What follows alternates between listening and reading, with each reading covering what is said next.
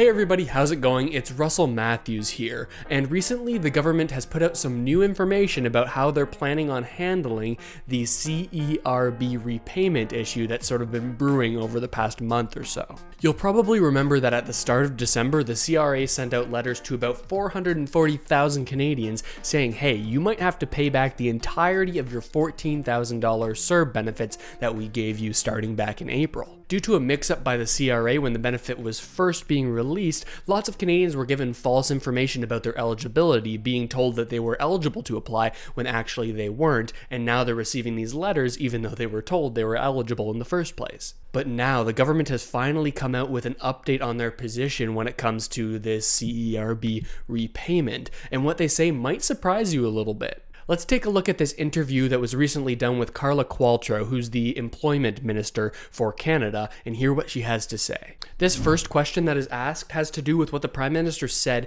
before the holidays. He said, hey, if this is you and you're in this situation and you're required to pay this money back, don't worry for the holidays. We don't want to put this stress on you over the holidays. But what that means for the future wasn't really clear. Let's see if Carla has an answer about this. Well, I still think the Prime Minister's commitment stands true. So we don't want people worrying. We're going to work with people on repayment options. We're looking at possible ways to make repayment even easier, smaller amounts. You know, CRA really, none of us, and we've said this from the beginning, want people to fret over this, but we understand absolutely that people will be, because it's money that you owe to the government. So I think the message is, if you can repay, repay.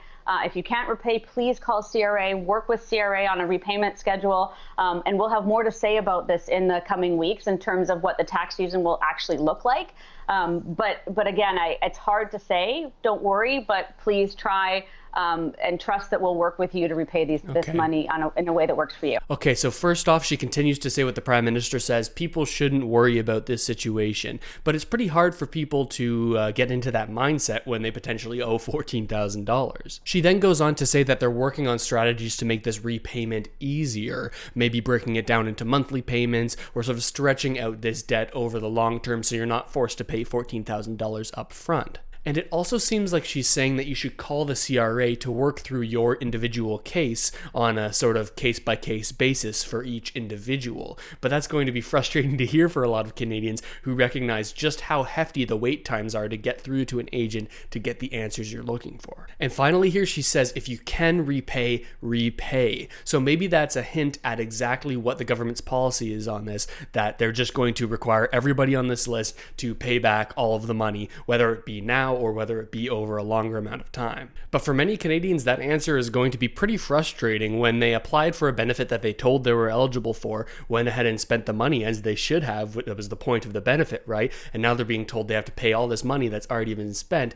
They're going to have to pay it back. Let's see if there's a little bit more clarity on what their position is on the potential for forgiveness when it comes to this, and whether or not that will be something that's in the cards going forward. So before the new year, you said forgiveness was not on the table, but we have since learned that through the union that represents CRA employees as well as the CRA, that applicants were given the wrong information in the first 3 weeks about income criteria of the benefit rolling out. If they got the wrong information, why shouldn't there be forgiveness? Well, again, it's completely unfortunate that during the flurry of all the information that we were trying to get out to Canadians, there was a period of time, a period of weeks, where people were given the wrong information from one group of CRA, sorry, I don't know their title, service representatives. But we are working to figure out how we can make it more fair for Canadians. Given that, we're trying to figure out, based on the number of applicants, what the actual what that looks like, but we're certainly not in a position to forgive CERB debt right now. But again, we're just trying to figure out, you know, we'd always intended, like every other benefit for the CRA, that it is net pre-tax income, because that's how everything else is calculated, GST, OAS, CCB. But I completely hear you that people were misinformed, and we need to figure out how to be fair in light of that. Yeah, respectfully though, you say you hear... Okay, so here we have the government finally recognizing that there was false information that went out via the CRA about people's eligibility for the benefits. But she also says that the government always saw things as net pre-tax income and not the gross income that was this false information that was given out. So it sounds like she's still expecting people to repay, or at least the government is. But there is one small little thing that she says here that is interesting when it comes to the language she's using. She says, certainly right now, we are not in the position to forgive this debt for the people who are in this situation. But by saying right now, it seems like she may be open to things changing in the future, and how that would work for the people who pay it back and the people who don't, and whether they've waited to do it, or it gets very complex. Let's see if there's a little bit of clarity here in the rest of the interview. Yeah, respectfully though, you say you hear me in that you have to be fair, but you're unwilling to show forgiveness for that select group of people. I'm certainly not saying that should cover everyone, but if it is identified that they were given the wrong information and they base their application on that and receive money in exchange for that, why on earth should they have to repay it? It's a good question. And I think that the part of the work that's being done right now through CRA, and of course they're a better position to talk to you about this, but as I understand it, is we're trying to figure out how big that group of Canadians is, how many people relied on that to make their CERB application, what's kind of the catchment of individuals, and how can we do right by them. But it won't be forgiveness. But also, well, as of now, we haven't decided to forgive them, no, I guess. As of now, is what I'd say. But you haven't said you won't?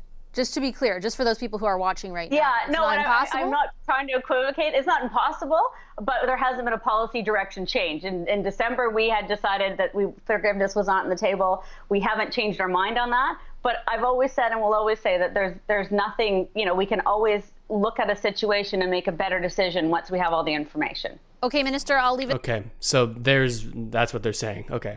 So the first thing she does is say, okay, we have to figure out who is actually affected by this, kind of making it seem like it's a smaller group of people than maybe we previously thought who are truly affected by this false information going out. And it seems like they're trying to clarify the government position a little bit, saying, hey, back in December, we said forgiveness, it's off the table. And the same goes for January. They're not considering forgiveness. But again, the little bit of language in there that she uses makes it a little bit more uncertain. She says that certainly as new information comes forward, we can reserve the right to change our minds about this. But I'm concerned about this little bit of wiggle room, right? It makes things so unclear for people who are in this situation. Should they pay this money back, or should they wait to see if there's something that's going to change and forgiveness is now on the table when they get more information? And how does it work out if somebody pays back the entirety of this CERB up to $14,000 and then later the policy is changed and they're allowing forgiveness? How does that make sense? Since I talk about this issue a lot on this channel, I've heard from a lot of people who are in this situation,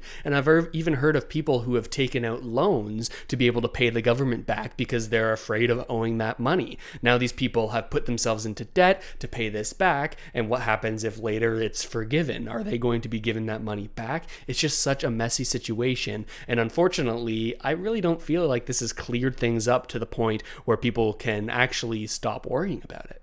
But as more information becomes available, I'm definitely going to talk about it here on the channel. So if you want to stay updated about what's happening in this story, make sure to hit the subscribe button, the notification bell, and you'll be the first to know. And I'd love to hear what you think about all this. Do you think that all of this repayment talk doesn't make sense and that everybody should have to pay back money if they weren't eligible for it at the beginning? Or do you believe that because the CRA gave out false information, there should be a little bit of forgiveness put in there by the government? But no matter which way you think about it, let me know down in the comments. I read them all and respond to as many as I possibly can. So if you want your voice to be heard, drop a comment down there. And if you found any value in this type of video and you think somebody you know might also find value in it, make sure to hit that share button. It helps out the channel a lot, so I'd really appreciate your help in that. And with all of that said, thank you so much for watching, everybody. I hope this video helped you out at least a little bit, and I'll see you next time.